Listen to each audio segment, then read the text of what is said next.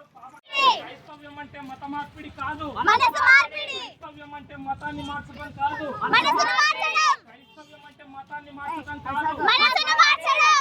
దేశానికి విద్య, వైద్య, ఆరోగ్యాన్ని ఇచ్చినటువంటి క్రైస్తవ్యం, మనుషులు అందరూ సమానం అని చెప్పే క్రైస్తవ్యం, మనుషులందరూ సమానం అని చెప్పే క్రైస్తవ్యం, అందరూ సమానం అని చెప్పే క్రైస్తవ్యం,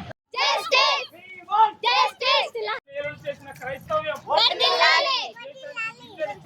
క్రైస్తవ్యం, దేశంలో ఆడవారికి చదువు నేర్పిన క్రైస్తవ్యం, క్రైస్తవుల మీద దాడులను, క్రైస్తవుల మీద దాడులను క్రైస్తవత్వం వర్ధిల్లాలి, వర్ధిల్లాలి, వర్ధిల్లాలి, క్రైస్తవత్వం వర్ధిల్లాలి.